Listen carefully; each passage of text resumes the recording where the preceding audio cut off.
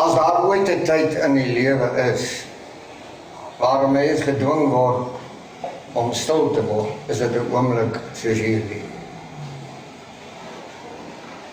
Dit is dan wanneer ek in my eie menswees gaan kyk na die tree wat ek geloop het in die jaar wat verby is tot hier vanmôre.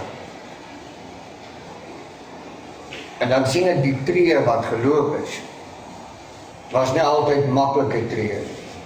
Daar was baie gevare, baie teestand, baie vraagtekens, baie stories, baie verwerping wat gespreek is. En tog is daar in 'n mens se binnekant 'n krag wat met jou werk wat groter is as jy. En dit is die krag wat maak dat jy elke dag jou tree begin loop. Die tree is gewyde tree. Waarom? Dit is tree wat aan Vader gewy word.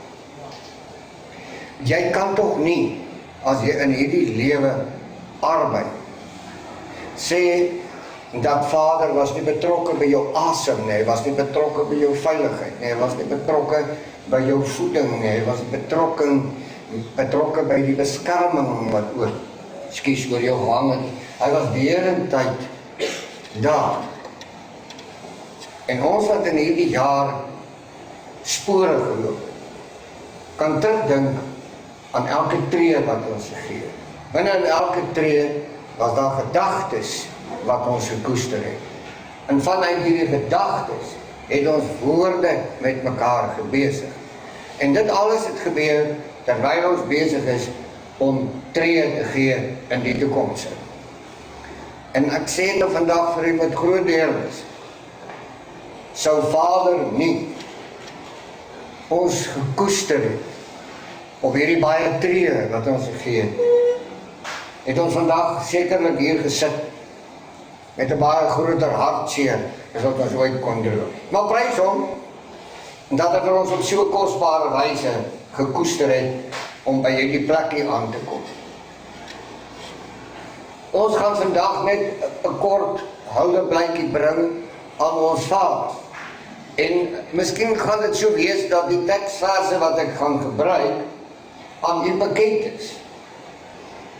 En miskien sal u voel, hy is holrig gery.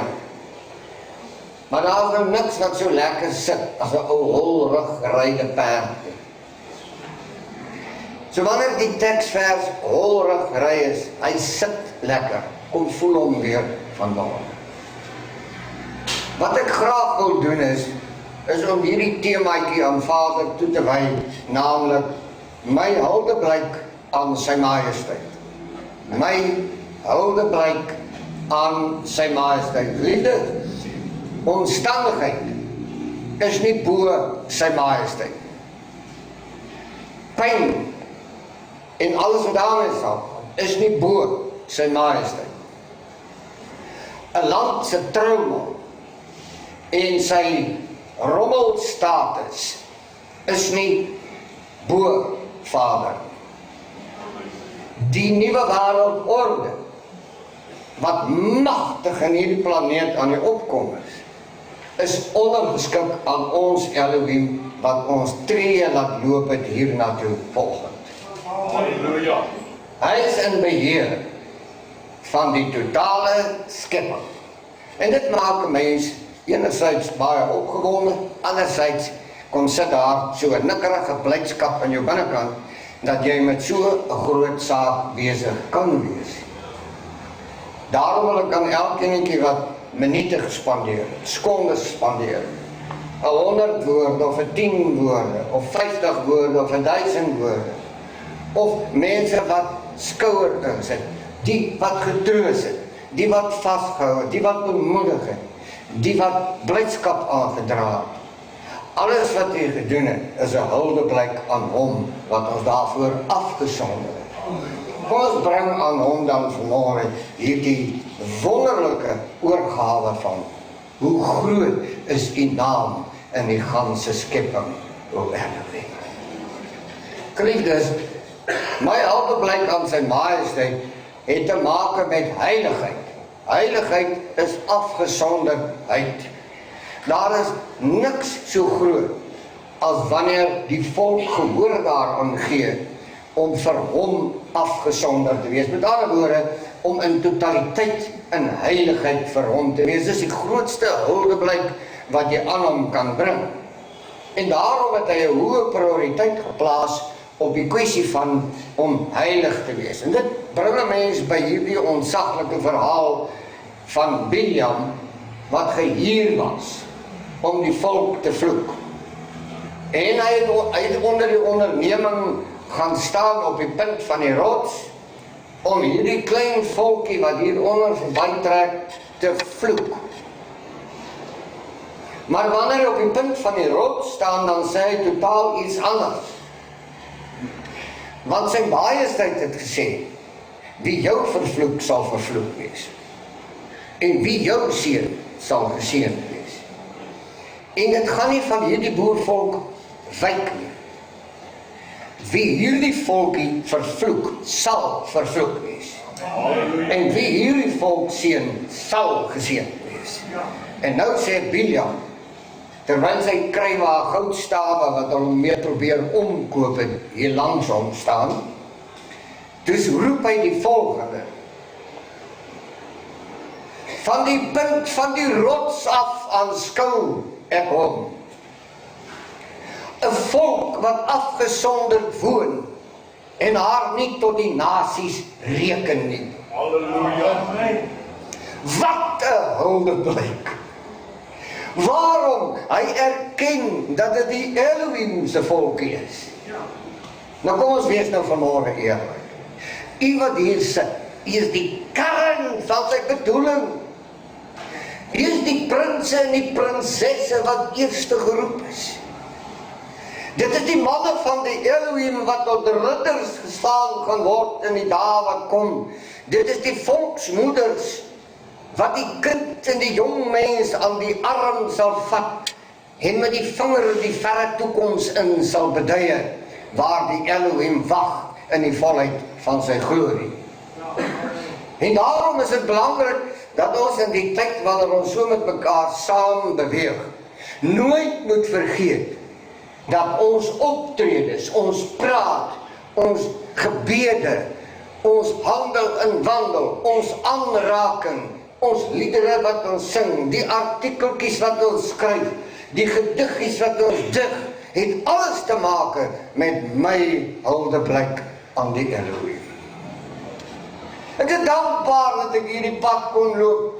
Ek is dankbaar dat daar soms eensame dae was. Ek is dankbaar dat daar soms harde woorde, skurwe goed gesê was, maar dat ek nooit van hierdie pad afgewyk het, en ek loof my koning dat hier manne en vroue is wat dieselfde getuienis het.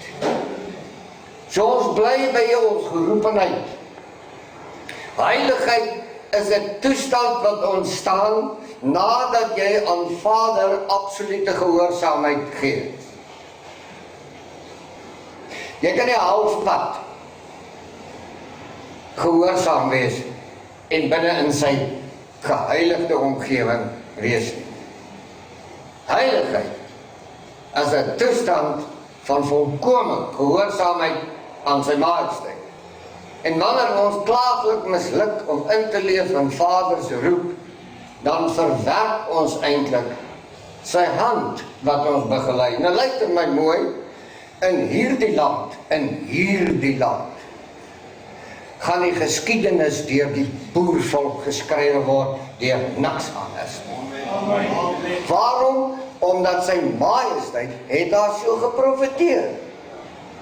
Sy gaan hierdie geskiedenis herstel. En dikwels is ons meer konsensieus oor regulasies en wette en ordes en alles wat daarmee saamgaan.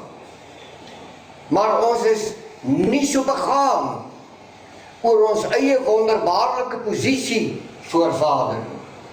Wat beteken dit vir u as hy sê, ek het jou geroep vanuit die duisternis tot my wonderbare lig? Hoe voel jy daaroor?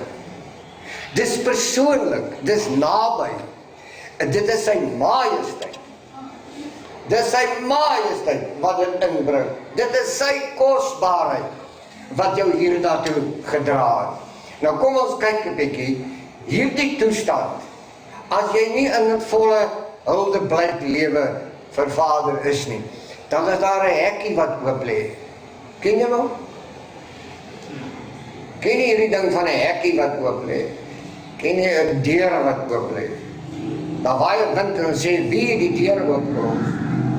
Ongehoorsaamheid aan Vader, laat die deure oop lê, laat die hekke oop lê. En dis die gediertes, dit is hierdie bose, wat op daardie wyse in jou lewe kom spore loop. Dit beteken dat jy moet toemaak. Hoe maak jy toe? Om absoluut in afgesonderdheid vir hom alleen te wees. Dan is die plek toe. Deuteronomium 7 vers 6 wat jy baie goed ken, ek kan maar daarna toe blaai as jy wil, maar jy kan hom ook net sommer luister. Luister mooi hoe sê hy. Hy sê, want jy is 'n volk heilig aan Majesteit Jahwe jou Elohim. Hy sê, want jy, dit is direk. Jy het ek gekies om afgesonder te wees. Hou op om te wonder oor enigiets anders.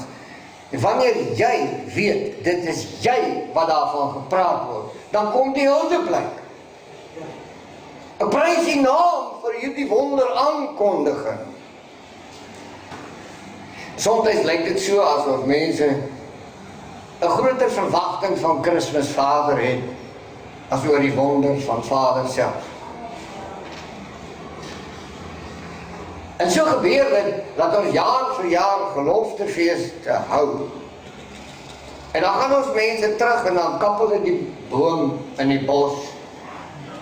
En hulle maak hom staan. En hulle gee vir mekaar geskenke. Dit is nie 'n huldeblyk aan ons Vader. Hoor wat sê sy majesteit, het jou Elohim uitverkies om uit al die volke wat op die aarde is, sy eiendomsvolk te wees. Wat sê hy? Niemand anders is my eiendom.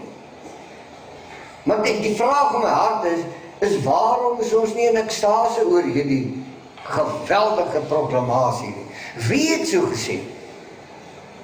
Die Elohim van die leerskare het dit gesê. Jy is myne, jou het ek uitverkies. Ons het hom nie uitverkies nie. Hy het ons uitverkies. Wat 'n ongelooflike handeling van sy majesteit. Dit is die 26ste hoofstuk van Deuteronomium, daar rondom die 18de versie. En hoor wat sê, en die Elohim het jou vandag laat verklaar, jou. Hy het jou vandag laat verklaar, om wat te doen? Dat jy vir hom 'n eiendomsvolk sal wees. Hoor u hierdie? Hy laat die volk verklaar. Met ander woorde, hulle onderneem om wat te wees? Om vir hom 'n afgesonderde volk te wees. Die vraag in my hart is, hoekom lyk die plek soos wat hy lyk? Hoe op aarde het dit gebeur? En ek sal dit vir u vandag sê. As ons Huldeblyk binne in hierdie Deuteronomium gefunksioneer het tot vanmôre toe, het die plek hier buite nie so gelyk soos wat hy lyk. Ek laat my dit nie vertel. Dit is die 19de versie van Deuteronomium 26, wat 'n baie mooi vastigheid gee binne in hierdie bedoeling. Kom ons kyk. En dat hy jou dan die hoogste sal stel bo al die nasies. Is jy by my? Die Elohim sê, ek sonder jou af. En wanneer jy so afgesonder is, soos wat ek dit aan jou voorskryf, dan sal ek jou die hoogste stel bo al die nasies. Halleluja. Dit beteken, as ons die sterk is, het ons iets aangevang. Met ander woorde, ons Huldeblyk, ons afgesonderdheid, ons apartheid wat so gehaat word in hierdie plek, is dan eintlik 'n huldeblyk aan sy majesteit. Om aan hom die eer te bring met sy goddelike handeling met ons. Amen. En die kosbaarheid lê daarin weg, en dat hy gesê het, ek sal julle tot 'n lof en 'n roem en 'n sieraad maak. En dit is so lekker om dit te lees, en dit is so lekker om dit vir mekaar te sê, maar ons het vergeet dat dit voorwaarde is, dat ons moet vir hom heilig wees. Ons moet vir hom afgesonder wees. Ons moet absoluut onder hierdie heiligheid leef en funksioneer. Dan doen hy dit. Omdat ons dit doen, beloon hy ons deur ons die kop van die nasies te maak, om ons bo die nasies te stel, om wat van ons te doen, om aan ons lof te gee, en 'n roem van ons te maak, en te laat sien, dat die wêreld hier buite moet aanskou, dat hierdie bondeltjie wat hier staan, is die sieraad van die Almagtige. En die vraag in my hart is hoekom breek ons nie deur nie? Hoekom is ons lewe nie hierdie passievolle huldeblyk nie? Nou, wat is dit dat ons in die oggend opstaan en sê, nog 'n dag? Wat is dit wat ons maak, sê dat hierdie land is in sy kanonnen, hy gaan nooit ooit weer regkom? Wie het so gesê? Wie het so, is dit 'n huldeblyk aan sy majesteit? Dit is nie. Nou in hierdie land sal elke knie buig en elke tong sal bely. In hierdie land. In hierdie land sal die profesie oor hierdie volkie 'n skitterende, glorieryke heerlikheid word. Wanneer sy teen die wil van die wêreld in kies om te loop, sodat die Biljams van hierdie moderne tyd ook sal begin sê, van die top van die rots af aanskoue kom, 'n klein volkie wat afgesonderd woon en hom nie tot die nasies reken nie. Dit is 'n huldeblyk aan sy majesteit. Gee ek om vir politieke korrektheid, 'n ronde niks, dis 'n bankrot besigheid. Ons, wat hier sit, moet ons self sien as 'n persoonlike huldeblyk. Elke dag van ons lewe, die tree wat ons gee, die woorde wat ons spreek, die aanraking, die vertroosting, die onderrig, die uitdeel van kennis en teksversies, ons is aan mekaar besig om 'n huldeblyk te bring aan hom wat ons daarvoor geroep het. Amen. Hou op om na die wêreld te kyk, die ding gaan omkom hier buite. Sy majesteit het oor hom iets kapot geskryf, hy's klaar. Hy klaar. Maar as dit daar klaar is, dan beteken dit, hier binne is die wie hy ingeroep het om so afgesonder te wees, dat hy hulle weer die hoogste stel boor al die nasies. My genade, is nie daaroor opgewonde nie.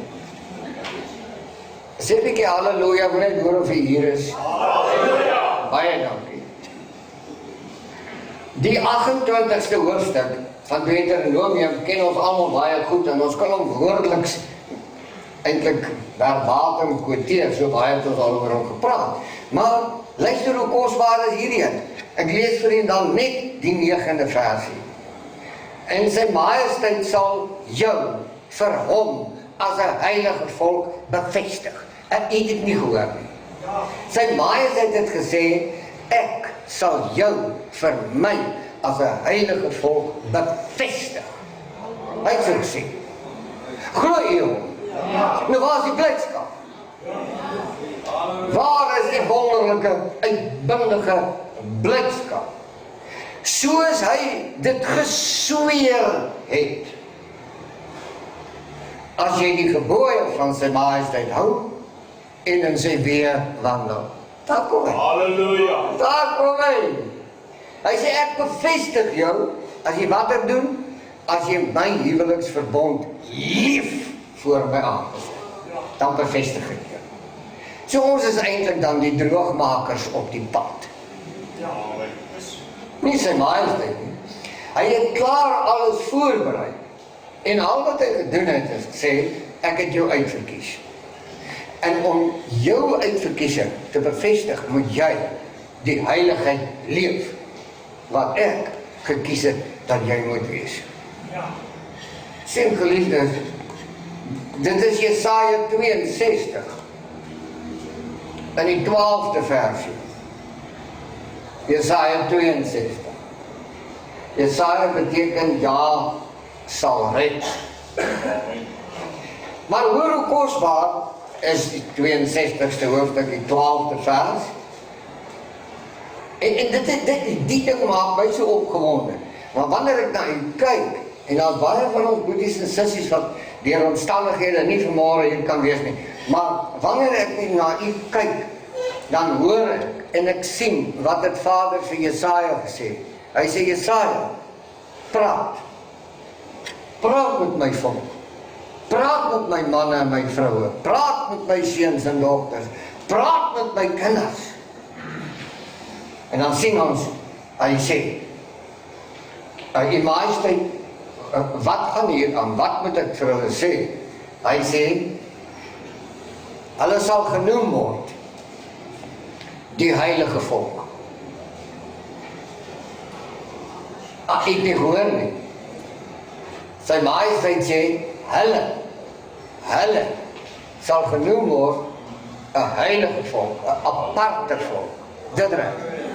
Nou sê net gou 'n bietjie vir my. Hoekom is die plek hier buite kwaad oor apartheid? Weet jy waarom? Omdat die volk wat hy gekies het, wat apart moet wees, hier is. Hy is nie op 'n ander plek.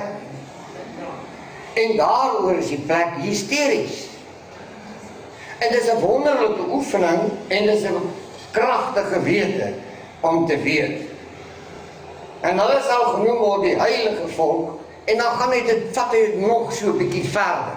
En dis die gedagte dat ek net by hier wil los vanmôre. Hy sê, en die verlostes van die Allerhoogste. Nou, hier is nou 'n dubbel ding. Hulle is die heilige volk. En hoekom is hy heilig? Want hy is die losser. Hy het hulle verlos. Dit is hoekom hulle hierdie heilige volk dan nog is. En, hoor wat sê hy, en jy sal genoem word die begeerde. Die begeerde. Halleluja. Die begeerde. Die hele wêreld en hierdie volkie se eiendomlike wat sy majesteit vir haar gegee het, begeer. Hierso. So het waar gepraat. Maar is ons in plek ten opsigte van heiligheid? Is ons Huldeblyk 'n uitbundige heerlikheid? Of praat ons ook maar so 'n bietjie skaam agter die hand? Hy sê, die stad wat nie verlaat is nie. Weet jy geliefdes, wanneer ek hierdie onsaglike profesie lees, hy sê, 'n stad wat nie verlaat is nie. U moet nooit weer in die toekoms hier buite loop sê, dat sy majesteit het van ons vergeet nie.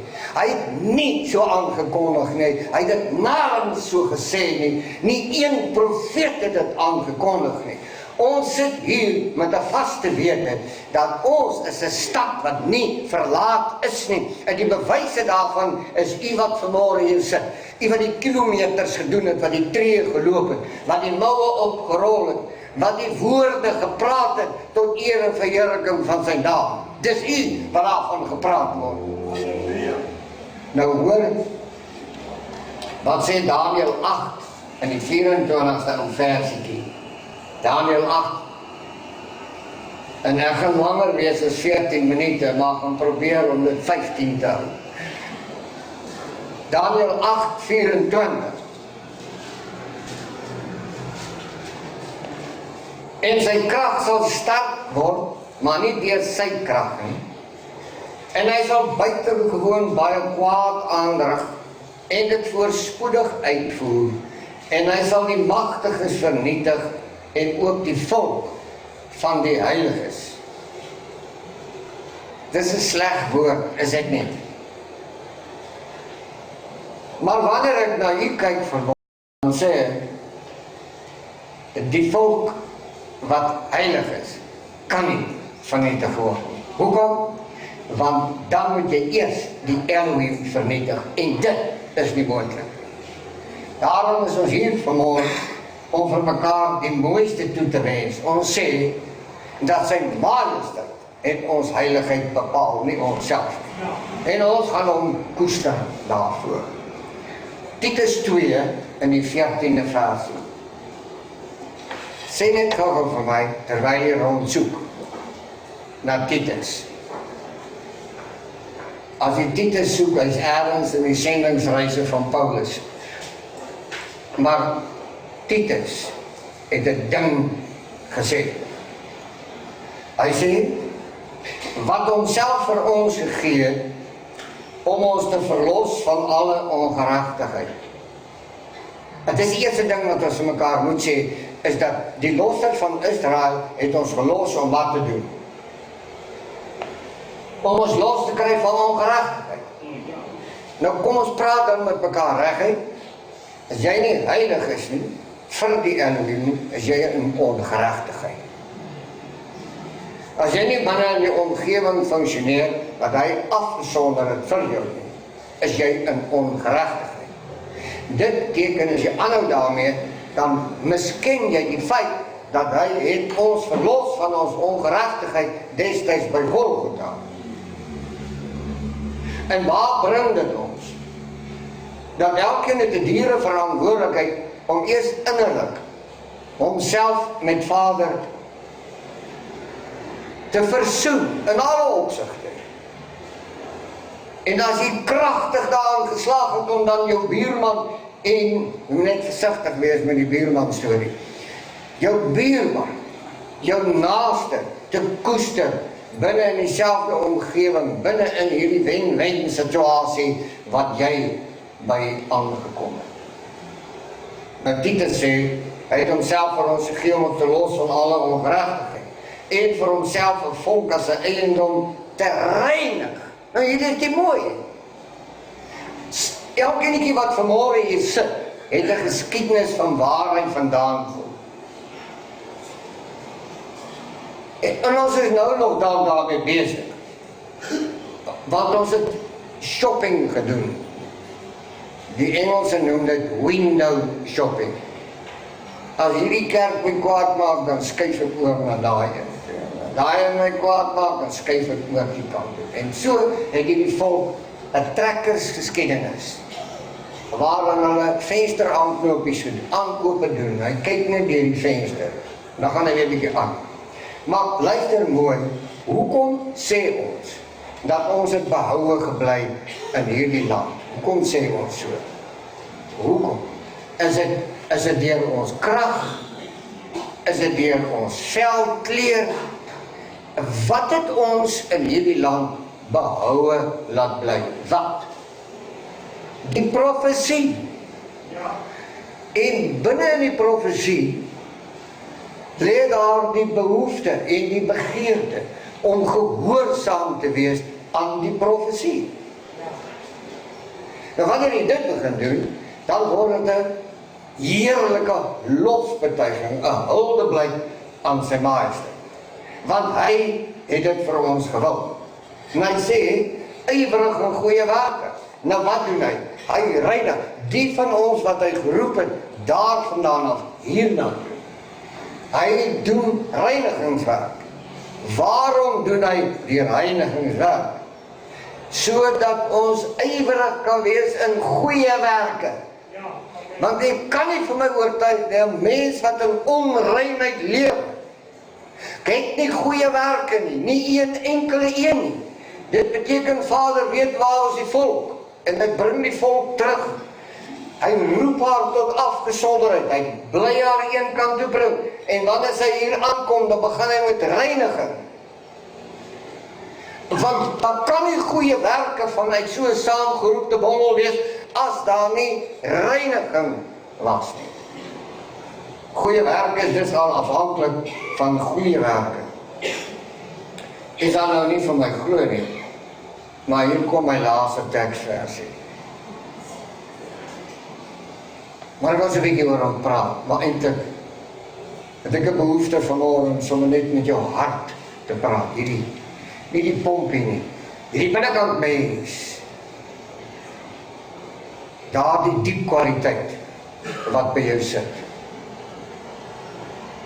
En dan sien ek Messia, hy sê vir Petrus, kyk 'n bietjie in my oë, Petrus.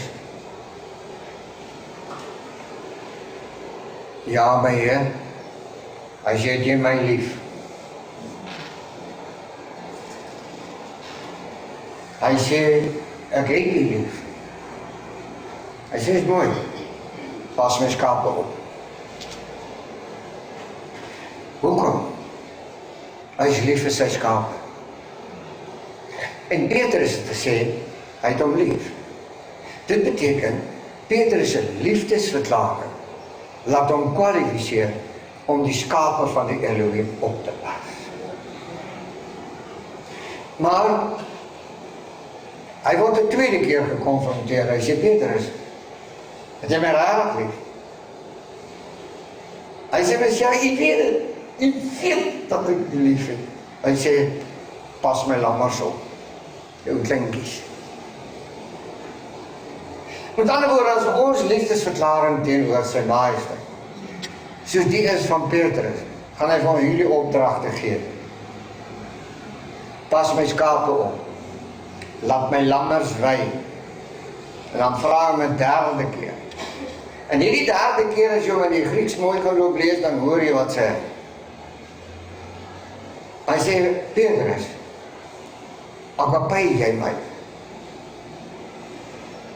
Hy sê, nee, ek agapei u nie. Ek verlei jou u. Ek voel so broer vir u. Want ek sien dan, ek is nog nie by die agapei liefde nie. En ons lees dat Petrus het aan die heil gegaan, daaroor, die oomblik toe hy ontdek, dat hy kan nie agapei, hy kan nie goddelik lief hê nie. En dit diskwalifiseer die hele lot van ons, dat as jy nie goddelik lief kan hê nie, sal Vader jou nie toelaat om sy skape te laat wei nie. Jy is 'n risiko. Daarom is dit my pleit vanmôre, dat ons elkeenetjie opnuut na ons innerlike gaan kyk. Om te kyk, is ons waarlik by die geroepe plek? Staan ons waar sy vinger vir ons gewys het om te staan? Hoe leef ons daar? Hoe sing ons daar? Hoe praat ons daar? Hoe begelei ons? Hoe beskerm ons? Hoe motiveer ons? Hoe dra ons? Hoe koester ons? Hoe diep is ons behulpsaamheid? Want dit gaan 'n getuienis wees. Nou kom Petrus, in 1 Petrus 2 in die 9de versie, want dit is 'n absolute werklikheid. Ook 'n teksvers wat baie van ons so goed ken, maar hoor hoe mooi sê hy. Hy sê, want julle is 'n uitverkore geslag. Het jy ook gelees daar? Weet jy waar kom hy vandaan? Deur van agter. En deur die millennia heen het sy majesteit die uitverkore geslag in bewaring gehou. Totdat, dan sê hy, maar julle is 'n uitverkore geslag. Waar het dit begin? Deur agter. By Deuteronomium 7. Want jy is 'n heilige geslag. Jou het ek uitverkies om uit al die volke wat op die aarde is, my en volk te wees. Nou, na die millennia wat verby is, kom ons by 1 Petrus 2 vers 9. En hy proklameer dit. Hy sê, want jy, die rede hoekom jy hier aangekom het is, jy is 'n heilige geslag, 'n uitverkore geslag, 'n koninklike priesterdom. Dis hoekom jy dit gemaak het tot hier. Hoekom ek het dit gewil. Nou waar is die Huldeblyk vir Sy Majesteit? Halleluja. Waar is dit? Hoekom is ons nie juigend en jubelend daaroor nie? 'n heilige volk, 'n volk as eiendom verkry. Nou, hoekom is die volk as 'n eiendom verkry? Dit klop. Wanneer jy 1 Petrus 2:9 mooi loop lees, dan sien jy, hy verwys terug na Jesaja 43:21, waarin dit aangekondig is, die volk wat ek vir my geformeer het, hulle sal my lof verkondig. Niemand anders nie. Nou sit ons vanmôre hier. En hier is 'n bewaring gehou deur die millennia heen. Hoekom? Want hier is 'n uitverkore geslag, 'n koninklike priesterdom. Dit is hoekom hy jaloers gemaak het op hierdie geslag wat vanmôre hier sit. Nou waar is die blydskap oor hierdie wonderdaad van die Allerhoogste? Waar is hy? Ek vra maar net 'n paar vrae. Wat moet hierdie uitverkore geslag doen? Sy moet die profesieë in vervulling laat gaan. Die heel eerste is om sy lof te verkondig. Die tweede is, dis die Sefanja profesie, om wat te wees? Sy alleen aanbidders te wees. Die profesie sê. En dan lees ons dit mooi. Want hoekom moet hulle dit doen? Om te verkondig die deugde van hom, om die deugde te verkondig van hom, wat julle uit die duisternis geroep het na sy wonderbare lig. Vra net vanmôre, geliefdes, ons het so baie moeite gedoen om vanmôre hier te kom, en ek dank u daarvoor. Maar sê dit vir my, soos wat jy nou daar sit, is ons 'n bondel vreugde? Is ons 'n bondel uitbundigheid, jammer, is ons 'n bondel uitbundigheid wat hier sit? Is ons 'n bondel wat sy lof verkondig? Is dit 'n bondel wat 'n getuienis is dat ons 'n uitverkore geslag is, 'n koninklike en 'n heilige priesterdom? Is dit so? En as dit nie so is nie, om watter rede voel dat jy nie kwalifiseer nie? Dat is baie goeie nuus, en dan maak ons daarmee klaar. Luister mooi. Luister mooi vanmôre. Ons gaan 2018 toe loop. Hy sommer nou, een van die dae. Dit is nie 'n ander jaar nie. Dit is alles deel van die 6 dae wat ons op aarde buite die koninkryk is. Dit gaan nie verander. Vergeet 2018. U is die heiligdom. U is die klein volkie oor kan die riviere van Kus. U is geroep om wat te doen, om sy deugde te verkondig. U is op die voet gebring om teenoor die hele wêreld vrye getuienis te wees dat sy majesteit het hier afgesonder uit die duisternis tot sy ware wonderbare lig. Kom ons doen een ding hiervan verder. Kom ons gryp mekaar. Ek het nou die dag vir 'n broer van Leidenburg gesê, weet waarna verlang ek die meeste in my lewe? Wanneer manne na mekaar kyk en 'n traan in die oog kry, om te sê waarlik, dit is goed vir my om aan 'n seun of 'n dogter van die Elohim te raak. Wat 'n vreugde, wat 'n besondere voorreg. Elke keer as ek in 'n boet raak, elke keer as ek in 'n sissie raak, dan is daar 'n vreugde in my binnekant. Hoekom? Want ek raak aan hulle wat hy vir hom afgesonder het as 'n volk wat sy lof sal verkondig. Halleluja. Amen.